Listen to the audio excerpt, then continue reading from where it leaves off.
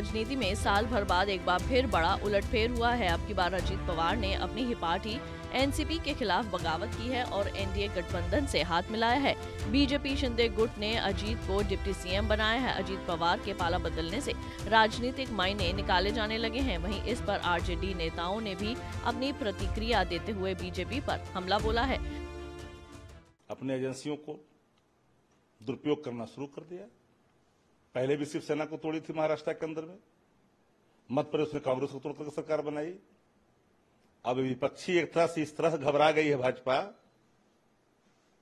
कि अजित पवार जी को भी मिला लिया, पर व्यक्ति को मिला सकते हो, विचारधारा को नहीं। जनता की उबाल को समाप्त नहीं करोगे। देश में जो घोषित इमरजेंसी है, जो भय का वातावरण है, महंगाई और बेरोजगारी जैसे सवाल हैं, संविधान बदलने की नापाक जो कोशिश, संवैधानिक संस्थाओं का जो दुरुपयोग है, ये देश की जनता देख रही है। आपको जितना कसरत करना है कर लीजिए। सत्ता का दुरुपयोग की प्रकाष्ठा जो एक लकीर खींची है भारतीय जनता पार्टी ने, तो कीमत तो चुकानी पड़ेगी 24 में। उबाल को नहीं रोक पाओगे। भाजपा के खिलाफ जन उबाल है जो दिखेगा 24 में, जब ये विदा होंगे, रुस्कद होंगे। अब बिहार ने तो तय ही कर दिया कि 14 वाले 24 में नहीं आएंगे।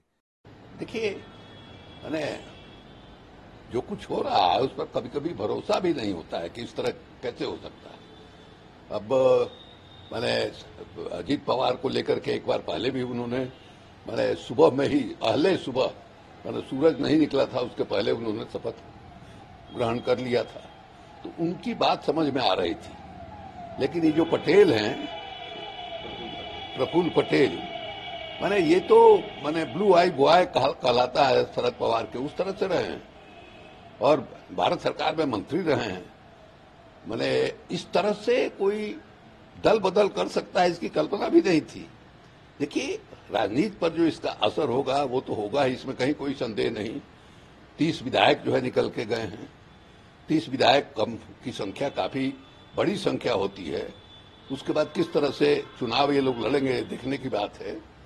हमको नहीं लगता है कि बगैर इतने सहयोगी अब निकल गए आपके पास से, तो शरद पवार जी कितना इफेक्टिव हो सकेंगे ये देखने की बात है।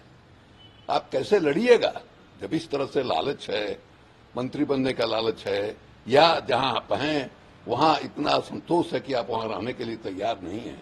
ये तो शुरुआत है। भारतीय जनता पार्टी कहां कहां किस राज्य में किस तरह से ऑपरेट कर रही होगी ये कहना बहुत कठिन है।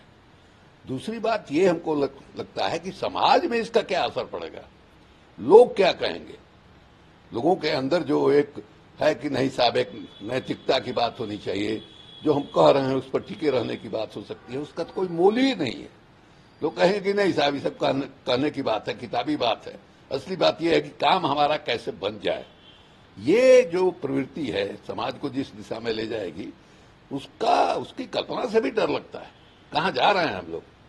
और राजनीति में अब समाज जो है किसको देख के तय करेगा कि हम कर रहे हैं, जो कर रहे हैं वो सही है या गलत है।